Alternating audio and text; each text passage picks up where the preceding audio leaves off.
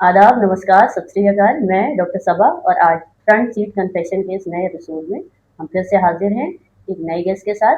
आज के हमारे गेस्ट हैं कानपुर के रिनाउंड साइकियाट्रिस्ट डॉक्टर आलोक वाजपेयी जी। नमस्कार। तो आज हम उनसे बात करेंगे और जानेंगे कि युवाओं को इस वक्त मेंटल और हेल्थ रिलेटेड जो इश्यूज हैं उनको कैसे टैकल करा जाए। कैसे डॉक्टर साहब? कैसे टैकल किया जाए, इससे पहले जरूरी ये है कि हम लोग समझ लें कि विषय क्या है।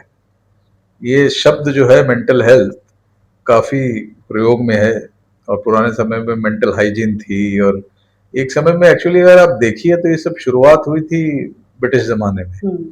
जब साइकेट्री का कॉन्सेप्ट बाहर से आया तो फिर मेंटल हाइजीन की बात आई, तो मेंटल हाइजीन में लोगों को बताने लगे कि आप ऐसे जिएंगे तो मेंटल हाइजीन होगी, ऐसे जीना मेंटल हाइजीन नहीं है। तो ये सब तरह तरह के कॉन्सेप्ट्स आते रहे। तो आजकल पिछले कुछ वर्षों से मेंटल हेल्थ का कॉन्सेप्ट बहुत ज्यादा हो गया है। ये बताइए कि आज के टाइम पे ये मेंटल हेल्थ ये इश्यूज ज्यादा हो गए हैं या अवेयरनेस इतनी हो गई है तो हमें दिख रहा है? देखिए, दो शब्दों में भेद कर लेना चाहिए हमें। एक होती है इलनेस। साइकियाट्री में इलनेस जो होती है वो बायोलॉजिकल इलनेसेस हैं, जेनेटिकली प्रीडिस्पोज्ड होती हैं, स्ट्रेस के फेज में हो जाता है या कभी जिंदगी के हालात से। वो जो जेनेटिकली प्रीडिस्पोज इलनेसेस है वो जीन्स हम सब में है। हम सब में कुछ ना कुछ रिस्क रहती है। स्किज़ोफ्रेनिया की, ऑब्सेसिव कंपल्सिव डिसऑर्डर की, बाइपोलर इलनेस की।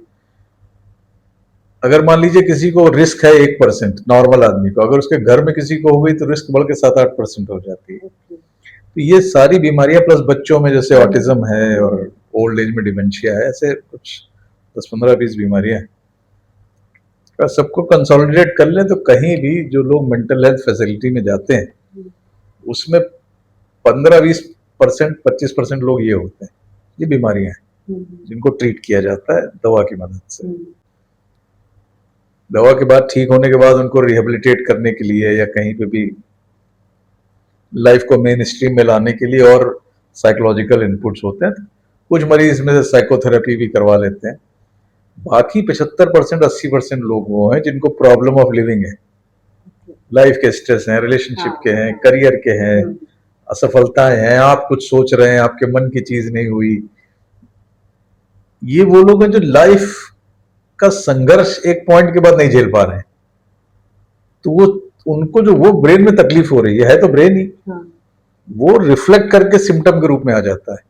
ये सब जाते हैं, कुछ साइकियाट्रिस्ट के पास जाते हैं, कुछ और फिजिशियन के पास जाते हैं, साइकोलॉजिस्ट के पास जाते हैं, साइकोलॉजिस्ट के बाद religious support system, spiritual support system, self help वाले, मोटिवेशनल स्पीकर, और ये हम लोग जो कर रहे हैं इस तरह की बातें, ये सब चल रहा है। मतलब ये प्रेशर बहुत बढ़ गया पिछले 20-25 साल में।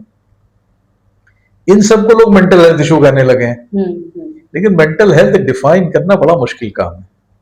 अब कैसे डिफाइन करेंगे क्या है? आपकी मेंटल हेल्थ क्या वैसी ही है जो मेरी मेंटल हेल्थ है? नहीं। एक पॉलिटिशियन की मेंटल हेल्थ और एक पुलिस वाले की मेंटल हेल्थ, एक एक्टर की मेंटल हेल्थ और एक डॉक्टर की मेंटल हेल्थ सब डिफरेंट होंगी। इसका मतलब ये है कि हम जिसे मेंटल हेल्थ का एक जामा पहना रहे हैं वैसी कोई चीज एग्जिस्ट नहीं करती। अगर आप बहुत इंसिस्ट करेंगे डिफाइन करना ही है, तो मेरे हिसाब से क्या है, हर आदमी के अपने अंदर जो जिंदगी के ब्लॉक और प्रोसेसेस होती हैं, इमोशन है, थॉट है, एक्शन है, एम्बिशन है, इन सब का सामंजस्य जो है वो हर व्यक्ति की मेंटल हेल्थ डिफाइन करता है। एक ये। दूसरा, मेंटल हेल्थ ये भी हो सकती है कि आपके सामने जो चैलेंजेस लाइफ के आते हैं उनको आप एक हेल्दी कंस्ट्रक्टिव तरीके से डील कर लें।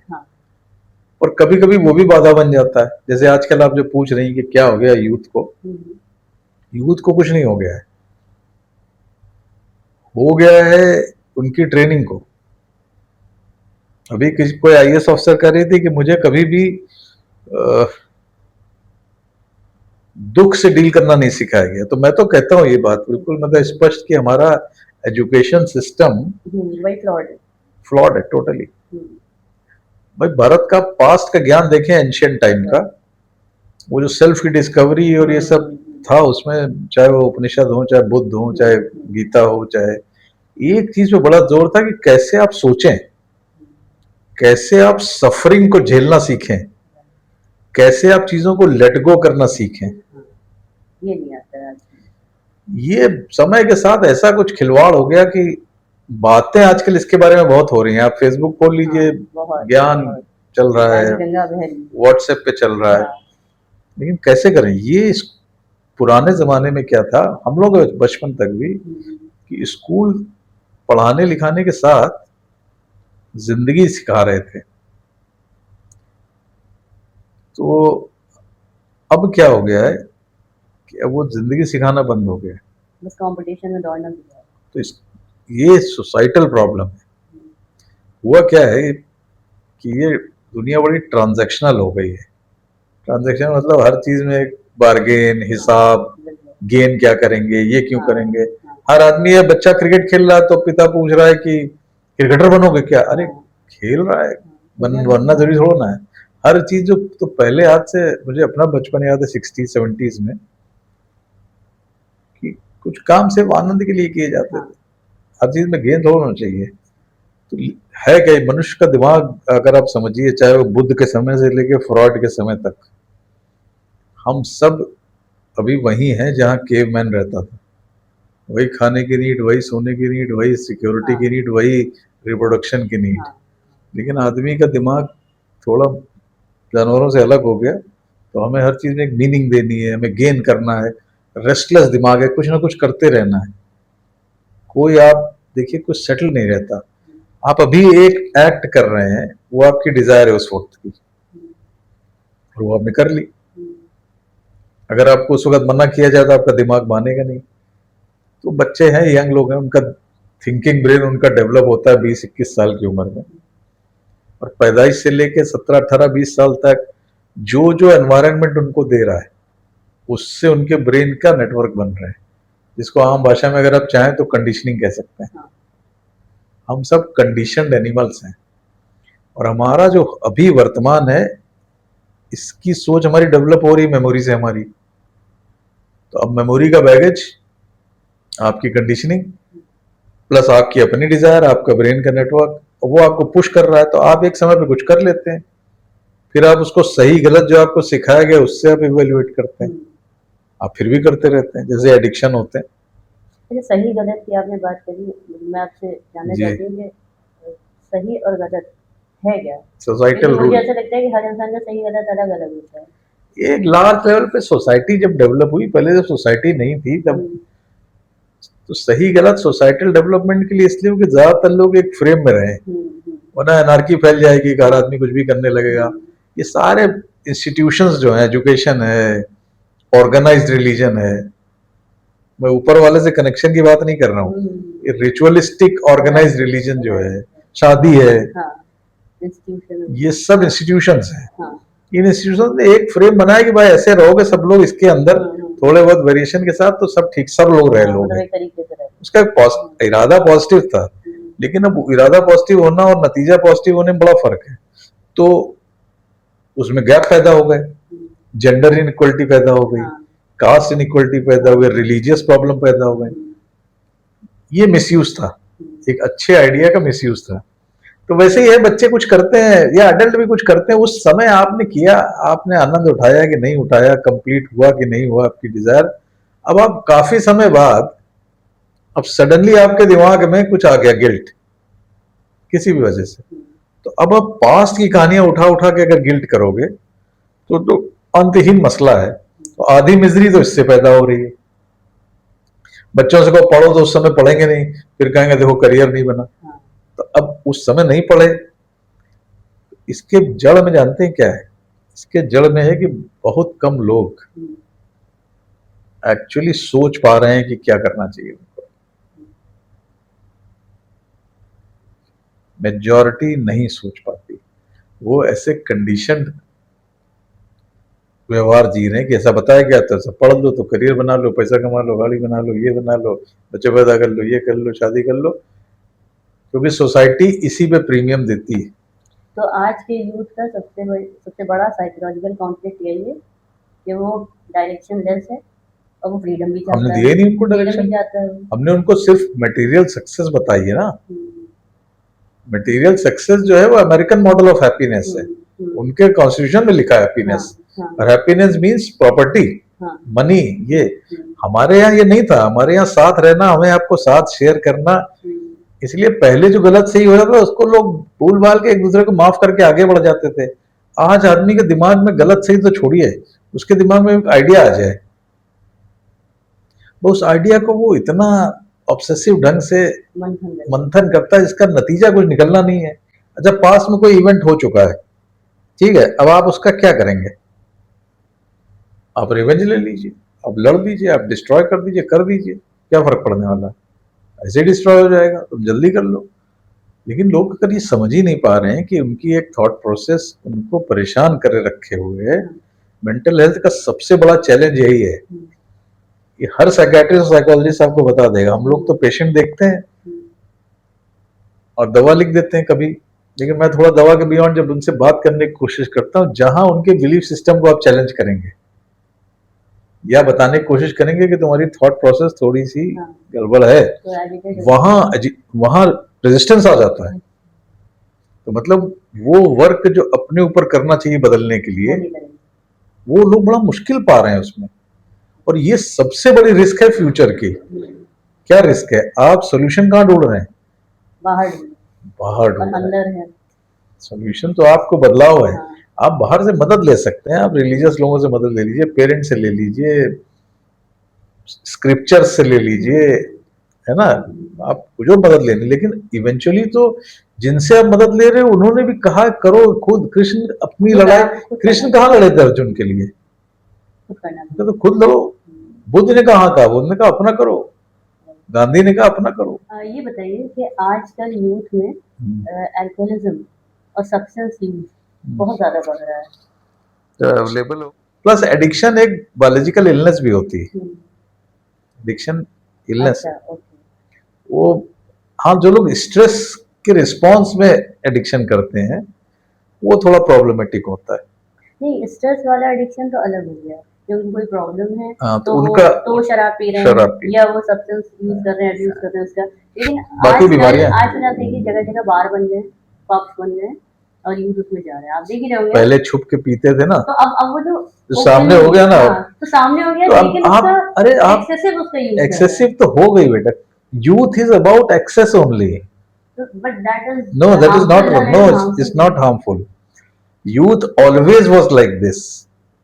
कभी इतिहास में यूथ जो था, लेकिन हमको ये मालूम होना चाहिए कि हमें कहाँ पहले तलवारें लेके युद्ध करते थे, वो भी तो हार्मफुल था। ये डेवलपमेंट फिर एक्सपीरियंस से आता है, और एक्सपीरियंस से आप रुकेंगे कहाँ, ये आपकी ट्रेनिंग पे डिपेंड करता है।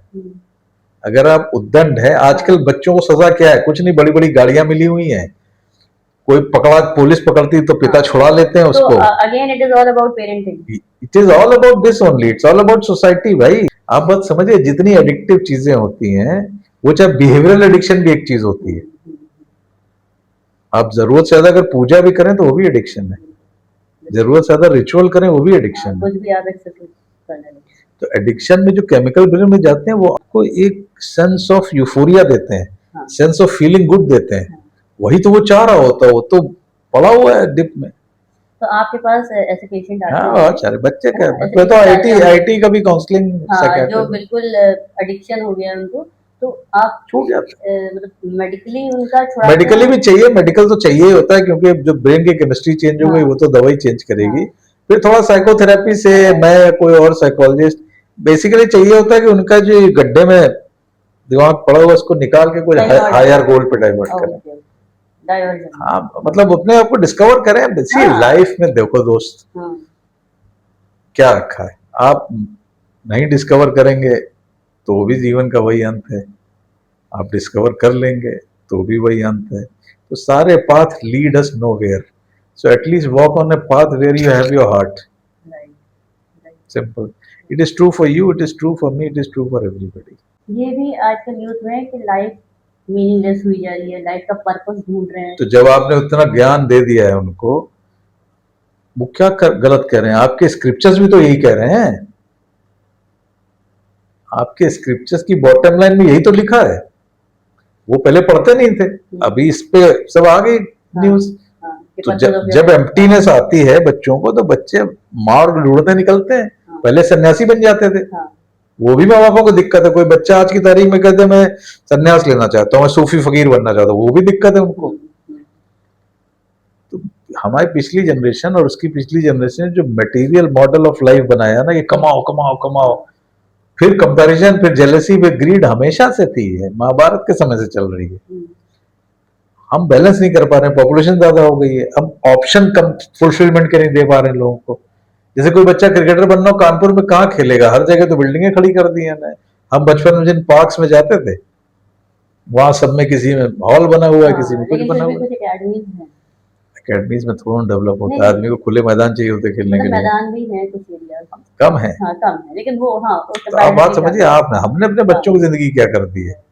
स्कूल क्या पढ़ाते हैं, स्कूल गेन करो, जेई में चले जाओ, ये करो, कौन इंसान बनाना सिखा रहा है भाई दबे। फिर सोसाइटी आपको, फिर प्रेशर, फिर आपको अखबार पढ़ रहे हैं, आपको फेसबुक से, व्हाट्सएप से, इसको करोड़ों का पैकेज, उसको ये पैकेज। अरे भाई आप अपना देखो ना, आप काहे के लिए बने हो।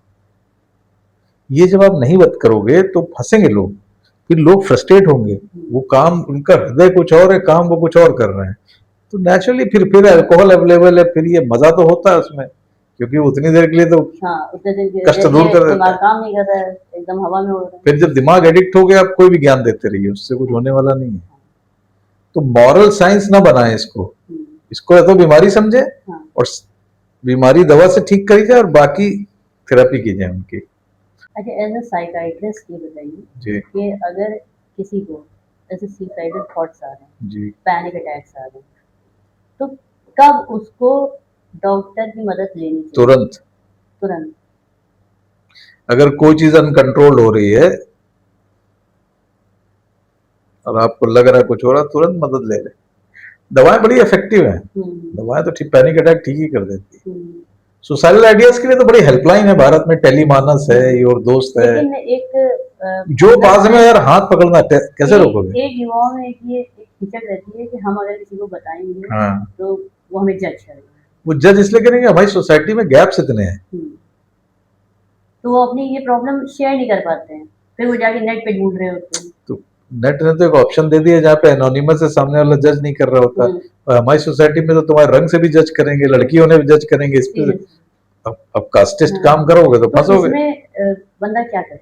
बंदा कुछ अगर उसको सुसाइडल थॉट्स आए, बंदा पहले 2026 में बुद्धि लाए अपनी और ये सोचे कि एक साइंस है जिसको मेडिकल साइंस कहते हैं, एक साइकेट्री है, ब्रेन की अंडरस्टैंडिंग है, हमारे पास न्यूरो साइंस है, हमारे पास दवा है। आपके जीवन की समस्या है, आप नहीं हैंडल कर पा रहे हो, बात करो। एक बार, 2 बार, 3 बार, 4 बार, जो भी हो, और जो करने निकले हो लाइफ में वो करो, ठीक है। सुसाइड में क्राई फॉर हेल्प होती है, चाहे वो ऑनलाइन कर लो किसी से, किसी के साथ हो जाओ 10 मिनट के लिए। देखिए दोस्त, ये बात समझो, अपना मनुष्य के दिमाग में इतना डिवीजन है क्यों? मैं तो बिल्कुल फिलोसफिकली देखता हूँ लाइफ को।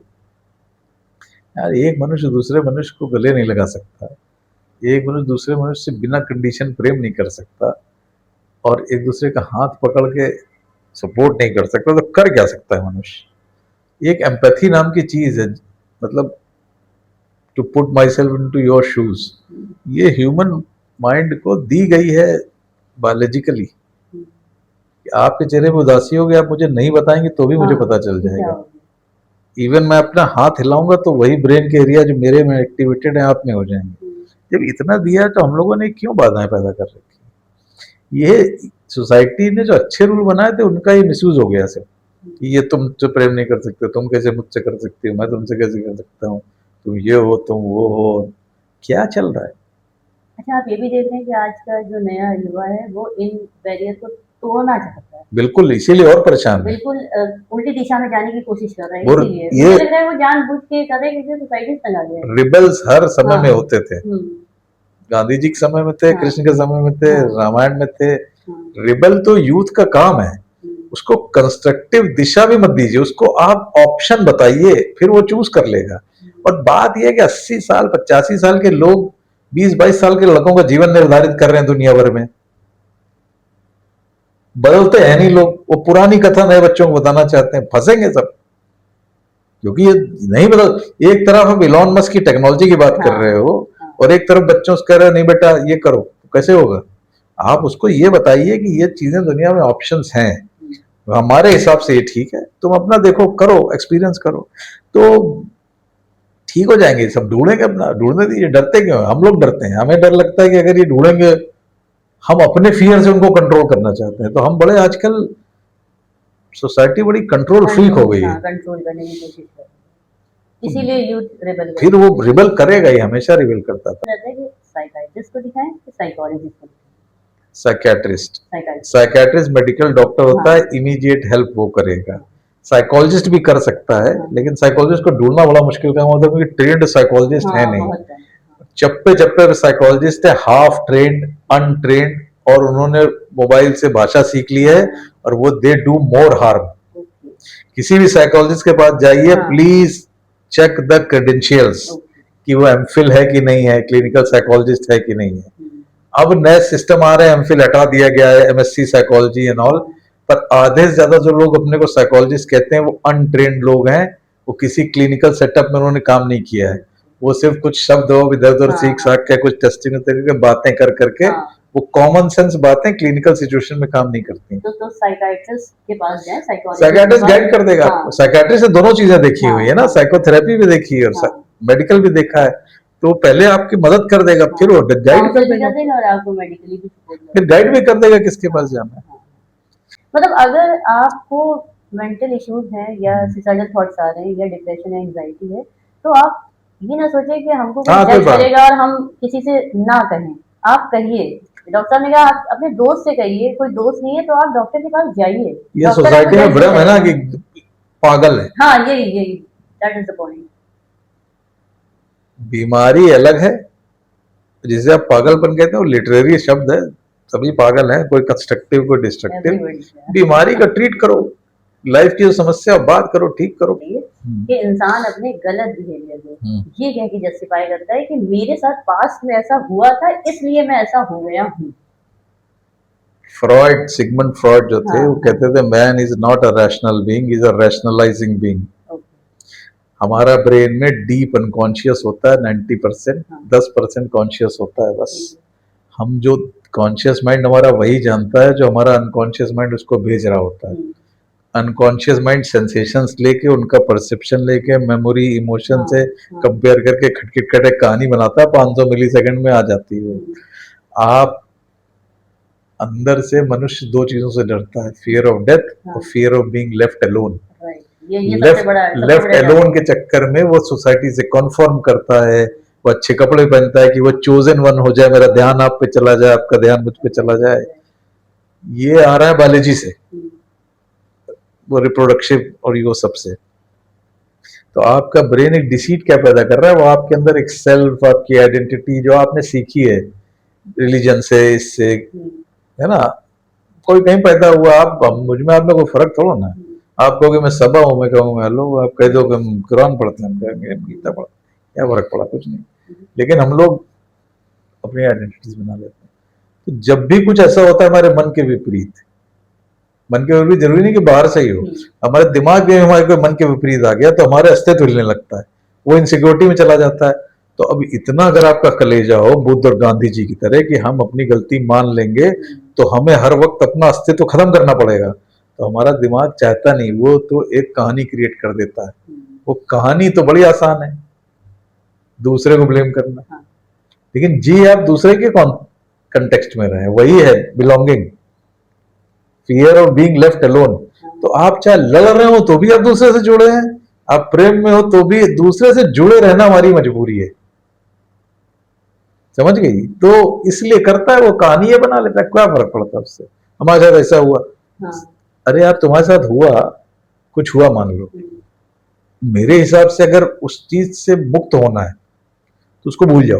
आगे बढ़ो, तो ना उससे रिवेंज लो, ना उसके चक्कर में पड़ो, तो वो चीज खत्म हो जाएगी।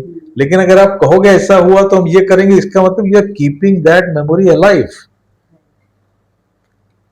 इस स्थिति में मुझे वायलेंस और रिवेंज समझ में नहीं आता कि आप अलाइव रख के क्यों जा रहे हो भाई? आप तो हटना चाहते थे ना उससे, आपको मुझसे बात करने से दिक्कत है, सिंपल मत करिए। पास्ट में कुछ हो गया जो आपको लगा कि गड़बड़ हो गया तो चाहे आपकी मर्जी से हुआ हो चाहे हमारी मर्जी से हुआ हो, अब आप साल भर बाद इस बात पे परेशान रहेंगे कि ऐसा क्यों हो गया वैसे। अरे तो क्यों परेशान हो रहे हो, सिंपल काटो। मनुष्य अतीत छोड़ नहीं पाता। तो मनुष्य को अतीत छोड़ देना चाहिए। नहीं छोड़ जो हो सकता। गया पास में, कैसे वो हो छोड़ेगा, गया। उसका ब्रेन ऐसा बना है कि वो मेमोरी से तो जिंदा है वो। नहीं, मेमोरी तो जिंदा है, लेकिन अगर पास में कुछ खराब हो गया, कुछ अच्छा नहीं हुआ या कुछ ऐसा हुआ जो आपके अकॉर्डिंग नहीं था या आप नहीं चाहते थे, तो उससे आगे निकलिए ना। उसको लेके बार बार अभी आप उसको वहां पे सोचना। जाइए जो मैंने बीच में कहा था कि जहां मनुष्य को स्वयं को बदलो, हाँ, तो वो बहुत बड़ी कठिनाई होती है, क्योंकि वो एक कहानी बना के जी रहा है। स्वयं को बदलना चाहिए ना। बिल्कुल। अरे लोग, मेरा तो मानना है कि लोग सब बदल जाएं। लोग दुख छोड़ना नहीं चाहते हैं, क्योंकि उनके जीवन की कहानी यही होती है। तो चलते चलते हमारे फिर से यूथ बोल रही हूँ, हमारे यूथ को क्या ये कहना है? आप टिप्स दीजिए कि क्या? कैसे वो हैप्पी लाइफ लीड देखो, करें। पहली बात तो हैप्पीनेस की दौड़ में मत पड़ो, वो ढूंढे जो आपका इनर नेचर है। आप किस लिए इस भरी दुनिया में, क्या काम आपको सूट कर रहा है। अब सारे काम रोटी कमाने के लिए नहीं, अपने पैशन के लिए। अगर आपका पैशन और आपका काम एक ही है तो ग्लोरी होती है। मतलब क्या किक दे रहा है, किक की बात आ रही तो है। बच्चन साहब बन जाएंगे, सचिन बन जाएंगे, आप रहमान बन जाएंगे। वरना फिर अगर आपको बैंक की नौकरी करनी पड़ रही है, आप अंदर से कवि हृदय हो, तो शाम को कविता करो, दिन में बैंक करो। पैशन अपना रखो जो आपको जीवन में स्थायी भाव दे, आपको मन दे। एक दूसरा, फेलियर से मत डरो। संघर्ष आएंगे, हर संघर्ष टेम्परेरी होता है, उससे हाथ पकड़ के अपने आप जैसे भी हो निकलो। आपके सेशंस में मुझे पूरी उम्मीद है कि बहुत कुछ सीखने को मिलेगा। उम्मीद तो है, और देखिए बिल्कुल आप। बाकी लोग संपर्क कर सकते हैं हाँ, चाहे तो। मैं यहाँ पे डॉक्टर साहब का नंबर शेयर कर दे रही हूँ। आपको किसी भी तरह की अगर कोई क्वेरी हो या डॉक्टर साहब से आपको सेशन लेना हो तो आप उनसे मिल सकते हैं, बात कर सकते हैं। तब तक के लिए चलिए चलते हैं, अगले एपिसोड में फिर मिलेंगे अगले गेस्ट के साथ। नमस्कार। नमस्ते।